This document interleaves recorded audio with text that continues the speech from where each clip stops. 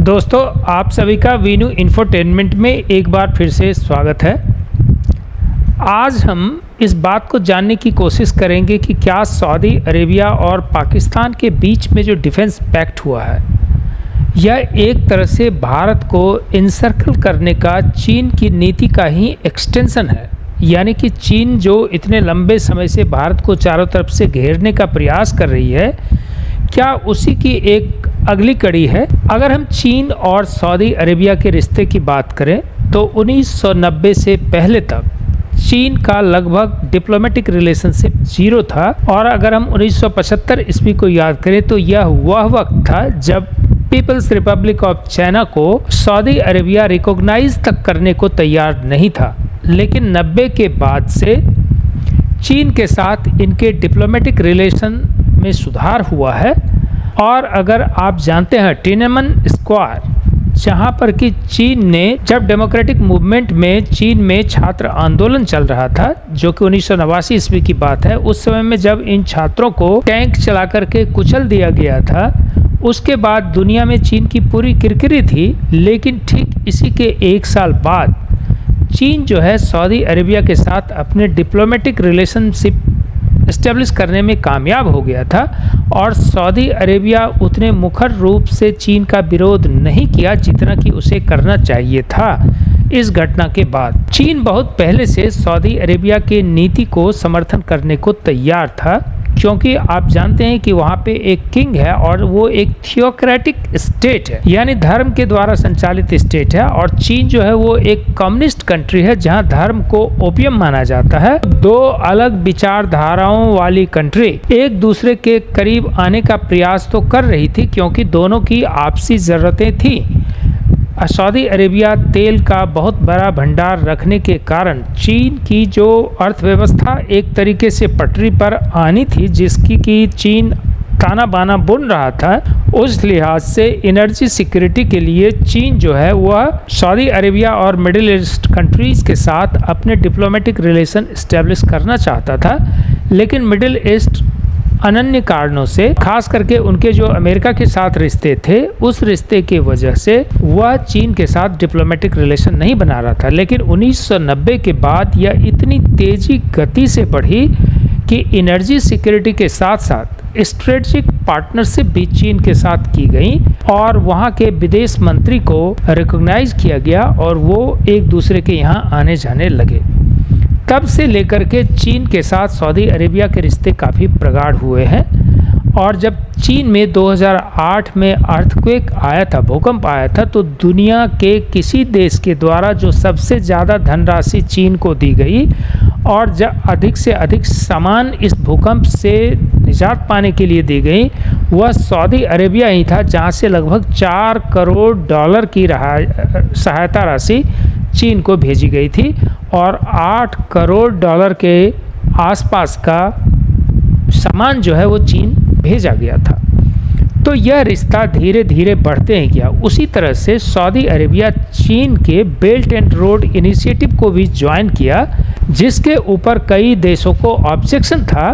यह एक strategic partnership के एक्सटेंशन का ही परिणाम था। और आगे आकर के हम 2016 में सऊदी अरेबिया और ईरान, जो कि आपस में एक दूसरे के धुर विरोधी थे और चिर प्रतिद्वंदी थे, क्योंकि दोनों कंट्री में ये होड़ लगी हुई थी कि मुस्लिम उम्मा का हेड कौन होगा, एक दूसरे को फूटी नज़र नहीं देखना चाहते थे। उस दोनों के बीच में डिप्लोमेटिक रिलेशन चीन इस्टेब्लिश करवाने में कामयाब हो गया। एक तरफ जहां सऊदी अरेबिया अमेरिका के साथ भी रिश्ते रखा हुआ था, वहीं अमेरिका का धुर विरोधी ईरान, उस ईरान के साथ सऊदी अरेबिया ने डिप्लोमेटिक रिलेशन इस्टेब्लिश कर लिया चीन के कहने पर। लेकिन चीन का एक लंबा योजना है और यह योजना कई सारे कंट्री के खिलाफ साइमल्टेनियसली ताना बाना बुना जाता है। एक तरफ जहां यह अमेरिका को और मात देने जैसी स्थिति ईरान से डिप्लोमेटिक रिलेशन इस्टेब्लिश करवा करके सऊदी अरेबिया के साथ चीन ने दिखाया था कि उसके पास कितना डिप्लोमेटिक पावर है,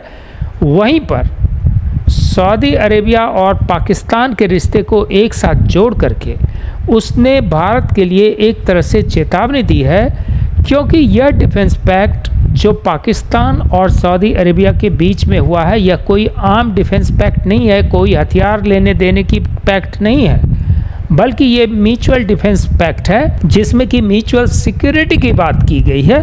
यानी अगर एक देश पर कोई हमला होता है तो दूसरा देश उसे बचाने के लिए हर तरीके से सैन्य मदद के साथ साथ आर्थिक मदद और हथियार की मदद और रसद की मदद के साथ शामिल होगा।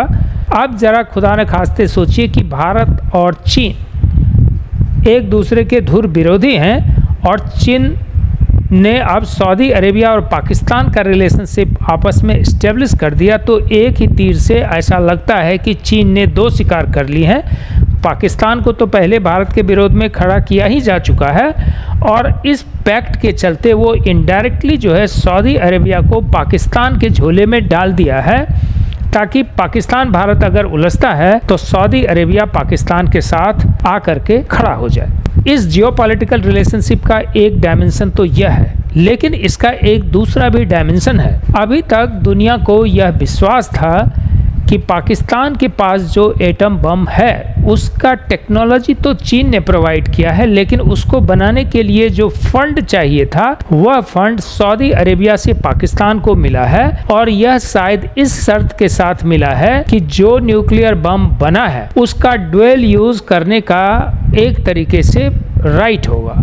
अब इस राइट को पब्लिक डोमेन में लाना काफ़ी मुश्किल था, क्योंकि सऊदी अरेबिया सामने आकर के यह कतई नहीं कहना चाहता है कि पाकिस्तान के न्यूक्लियर बम के लिए उसने फंडिंग किया है और उस बम पे उसका ज्वाइंट ऑनरशिप है।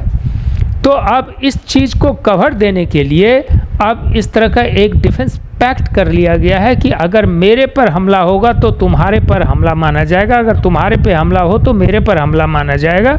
यानी अगर एग्जिस्टेंशियल थ्रेट सऊदी अरब को मिलता है तो पाकिस्तान सऊदी अरब के दुश्मन के खिलाफ न्यूक्लियर बम इस्तेमाल करने से भी गुरेज नहीं करेगा। यानी कि इनडायरेक्टली न्यूक्लियर बम के ऊपर सऊदी अरब अपना कंट्रोल ले लिया है इस पैक्ट के द्वारा। और इसके दूसरे डायमेंशन क्या है कि अगर पाकिस्तान और भारत लड़ता है तो सऊदी अरेबिया अपने सैनिक को पाकिस्तान के साथ लड़ने के लिए भारत के खिलाफ भेजेगा। और इसका एक तीसरा भी डायमेंशन है कि अमेरिका से चीन ने सऊदी अरेबिया को अब एक तरीके से दूर कर दिया है।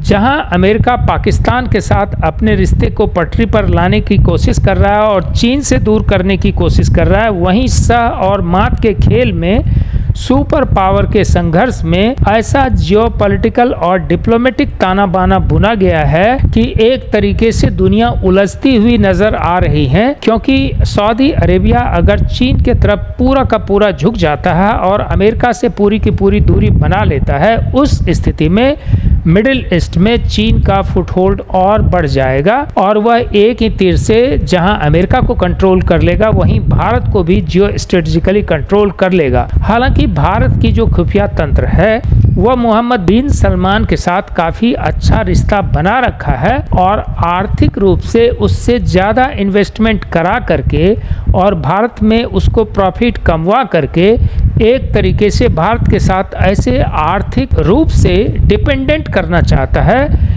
कि वह चाह करके भी पाकिस्तान के साथ जब युद्ध की स्थिति आए तो इस पैक्ट के रहते हुए भी वह सामने न आए। इसका एक तीसरा भी डायमेंशन है। अभी आपने देखा होगा कि इजराइल ने कतर के ऊपर बम्बार्डिंग कर दी थी और वहां पर हमास के विद्रोहियों को मार डाला था। कतर वही कंट्री है जहां की अमेरिका का सबसे बड़ा सैन्य बेस है और एक तरीके से सुरक्षा गारंटी कतर को दिया हुआ है कि कोई भी देश उसके खिलाफ हमला नहीं करेगा। उस सुरक्षा गारंटी रहने के बाद भी इजराइल ने बॉम्बिंग कर दिया और इजराइल के खिलाफ अमेरिका ने कोई हरकत नहीं की, कोई कार्रवाई नहीं की। तो अब सऊदी अरेबिया को इस बात का डर है कि अमेरिका का जो यह म्यूचुअल एग्रीमेंट रहता है कि हम तुम्हारी सुरक्षा देंगे, उससे वह अपनी स्थिति के अनुकूल से कब विड्रॉ कर जाएगा उसका पता नहीं चलता है। और इजराइल जो है वो सऊदी अरेबिया से बहुत दूर नहीं है और वह एक डिफेक्टो न्यूक्लियर पावर है। उस स्थिति में सऊदी अरब अब यह मानने लगा है कि इजराइल का रियल खतरा उसके ऊपर भी आ गया है। इसलिए जितना ऑयल प्रोड्यूसिंग नेशन है और जितना मुस्लिम वर्ल्ड है, खास करके जो मिडिल ईस्ट की कंट्री है, वह अपने स्ट्रेटजी को फिर से रीडिफाइन करना चाहता है कि ग्लोबल कंडीशन जो इमर्ज हुआ है, जहाँ पे इस तरह के सिक्योरिटी गारंटी का, खास करके अमेरिका के सिक्योरिटी गारंटी का अब कोई बहुत ज़्यादा मतलब नहीं रह गया है, उस स्थिति में एक तरीके से रीजनल पैक्ट करके, बायलैटरल पैक्ट करके अपने किसी दूसरे कंट्री को, जो पावरफुल न्यूक्लियर एसेट वाली कंट्री है, उसको अपने पाले में ले करके इजराइल के लिए एक पोटेंशियल थ्रेट वाली कंडीशन शुरू की जा सके। ईरान और सऊदी अरेबिया के रिश्ते सुलझने से भी, और ईरान भी चूँकि अमेरिका का विरोधी है, उस कंडीशंस में जियोपॉलिटिकली मिडिल ईस्ट में भी एक तरीके से पॉलिटिकल रीअलाइनमेंट हो रहा है और इजराइल के खिलाफ भी एक गुटबंदी फिर से नए तरीके से शुरू हो रहा है। उस स्थिति में भारत क्या इजराइल के साथ अब खड़ा होगा? एक प्रश्न तो यक्ष यह है। दूसरा प्रश्न यक्ष यह है कि सऊदी अरेबिया के पास भी कई सारे मॉडर्न जेट्स हैं, अमेरिकन जेट्स भी हैं। क्या उस तरह के डायमेंशन को भारत सरकार हैंडल करने की स्थिति में होगा? और भारत ने जो अभी तात्कालिक कई सारे ऐसे मिसाइल का टेस्ट किया है, उसने भी दुनिया को सकते में डाला है, क्योंकि मिडिल ईस्ट कंट्री उस मिसाइल के जद में है और सबसे लंबी दूरी नहीं, मिडिल दूरी की जो मिसाइल है उसी के जद में है। तो सऊदी अरेबिया यह सोच सकता है कि भारत का अगर सिर फिरता है या मूड खराब होता है या नरेंद्र मोदी के ऊपर कोई इस तरह का खतरा पैदा होता है, तो भारत सऊदी अरेबिया के साथ भी उलझ सकता है। हालांकि सऊदी अरेबिया से तेल का डिपेंडेंस भारत ने घटा लिया है, इसीलिए डिप्लोमेटिक रिलेशन अभी थोड़ा एक तरीके से कहिए कि नीचे की तरफ गया। हालांकि सऊदी अरेबिया का बहुत इन्वेस्टमेंट भारत में है, तो बिजनेस रिलेशन तो बचेगा, लेकिन हम जो तेल खरीदते थे उसमें काफ़ी सारी रिडक्शन हुई है, क्योंकि हम रशियन ऑयल परचेज करने लगे हैं।